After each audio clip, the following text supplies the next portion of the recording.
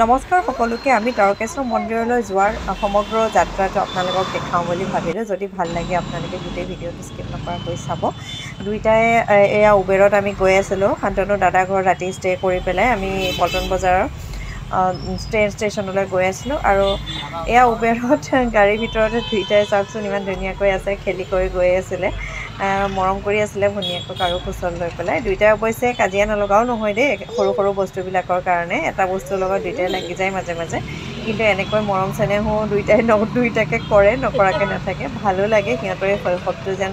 সিহঁতৰ ফিউচাৰৰ যিখিনি আমাৰ সময় আহি আছে সেইখিনিতো যাতে এনেকৈয়ে থাকে মৰম চেনেহবোৰ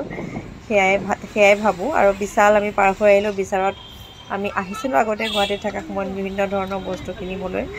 এতিয়া আমি এনেকৈ পল্টন বজাৰ এই ফ্লাইঅভাৰখন যে এইখনেদি আহি আছোঁ বিজুলী ভৱন ধুনুৱে বহুত এক্সাইটেড ধুনুৱে এনেও গুৱাহাটী বেছি ভাল পায় তাৰ গুৱাহাটী বেছি ভাল লাগে বুলি সদায় কৈ থাকে আমি গুৱাহাটী ষ্টেচন সোমাইছোঁ গুৱাহাটী ষ্টেচন সোমোৱাৰ লগে লগে ধুনুহঁতৰ ফূৰ্তিৰ মানে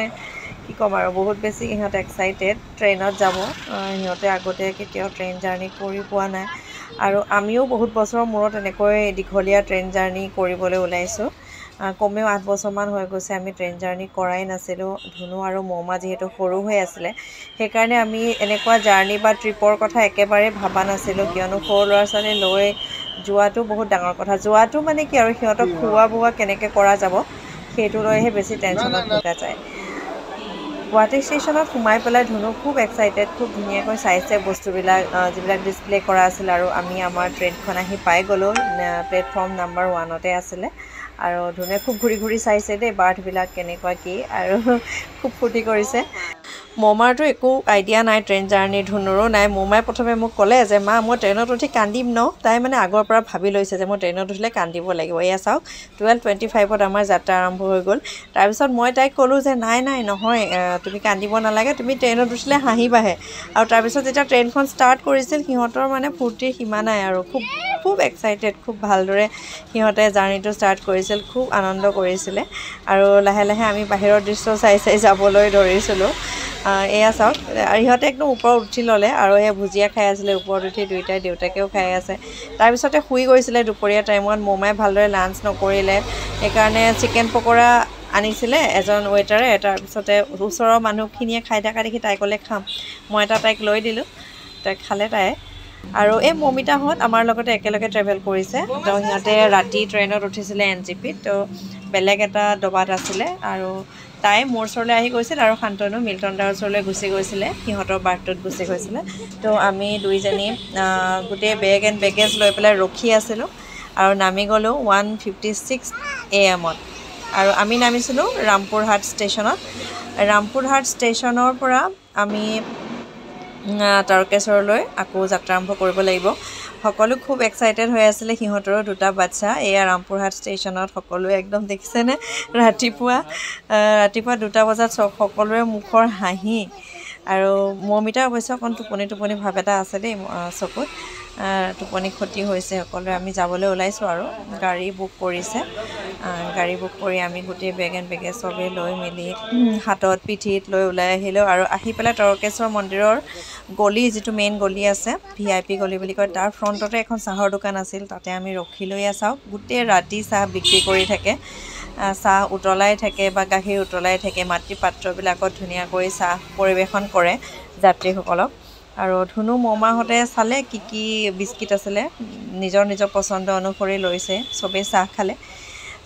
চাহ খাই বৈ আমি মেইন যিটো গলি আছিলে তাৰাপীঠৰ সেই VIP গলি বুলি কয় সেইফালেদি আমি সোমাই গ'লোঁ লাহে লাহে লাগেজবিলাক লৈ পেলাই সৰু বাচ্চা চবকে লৈ পেলাই মেনেজ কৰি যোৱাটো বহুত দিগদাৰ আৰু ইয়াতে ৰাতি দিন বুলি কথা নাই গাড়ী চলিয়ে আছিলে বাৰু ধুনু আৰু দেউতাকে ইফালেদি আহিছিলে আৰু আমি ইয়াৰ গেটৰ মুখত অকণমান ফটো চটো উঠিছিলোঁ এইখিনিতে ৰখি পেলাই এই সময়খিনিনো আৰু কেতিয়া পাম সেইকাৰণে ৰাতি হ'লেও ফটো চটো উঠি লৈছোঁ চবেই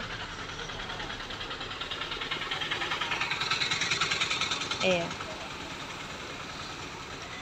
তাৰপিছতে চাব মৌমা দৌৰ কেনেকুৱা দৌৰিছে ৰাতিখন আমি গলিৰ ভিতৰদি সোমাই গৈছিলোঁ ইয়াতে এই তাৰাপীঠৰ মেইন প্ৰৱেশ দুৱাৰ আৰু তাত তেতিয়া মোটামুটি 3:30মান বাজিছিলে ৰাতিপুৱা তো তেতিয়াই মানুহ তাতে ৰখি আছিলে অলৰেডি তেওঁলোকে ৰেডি হৈ আহি ৰখি আছিলে কিয়নো বহুত বেছি ডাঙৰ লাইন হৈ যায় আৰু এয়া ৰাতিৰ দৃশ্য ৰাতি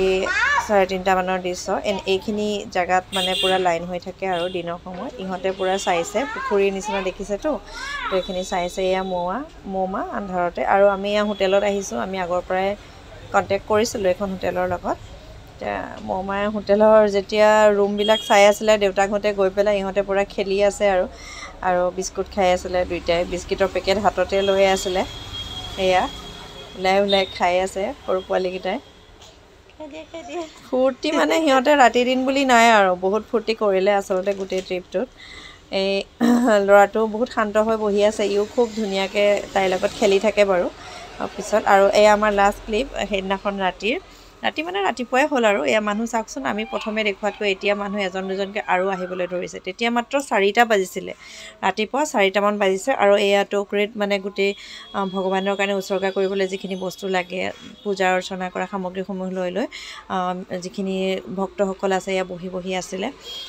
আমিও ফ্ৰেছ হৈ আহি পেলাই পূজা দিওঁ বুলি পেলাই হোটেলৰ ৰুমলৈ গ'লোঁ যিহেতু হোটেলৰ ৰুমটো আমাৰ একেবাৰে ওচৰতে আছিল মন্দিৰৰ পৰা তো তাৰ পৰা আমি ফ্ৰেছ হৈ অহালৈ বহুত ডাঙৰ লাইন হৈ গৈছিলে তো সেইখিনি আমি নেক্সট ভিডিঅ'ত মই দেখাবলৈ চেষ্টা কৰিম গতিকে এয়া প্ৰৱেশ দুৱাৰৰ দৃশ্য চাওক আৰু ধুনু আৰু হেপিয়ে চাই আছিলে সিহঁতে আচলতে খটখটিটোত উঠা নামাহে বেছি কৰি আছিলে খুব বেছি ফূৰ্তি পাইছিলে এইটো কাম কৰি পেলাই এইখিনিয়ে আছিলে আমাৰ গুৱাহাটীৰ পৰা তাৰাপীঠলৈ যাত্ৰা কৰাৰ সৰু দৃশ্যাংশ কিছুমান তো নেক্সট ভিডিঅ'ত মই আপোনালোকক কেনেকৈ তাৰাপীঠৰ মন্দিৰ দৰ্শন কৰিলোঁ আৰু সেই সময়ত কি পৰিস্থিতি হৈছিলে আমি কিমান সময় থিয় হৈ থাকিব লগা হৈছিল কিমান দীঘল লাইন হৈছিলে গোটেইখিনি আপোনালোকক দেখাবলৈ অলপ চেষ্টা কৰিম দেই আজিলৈ আহিছোঁ দেই যদি ভাল লাগে ভিডিঅ'টো লাইক কমেণ্ট কৰিব থেংক ইউ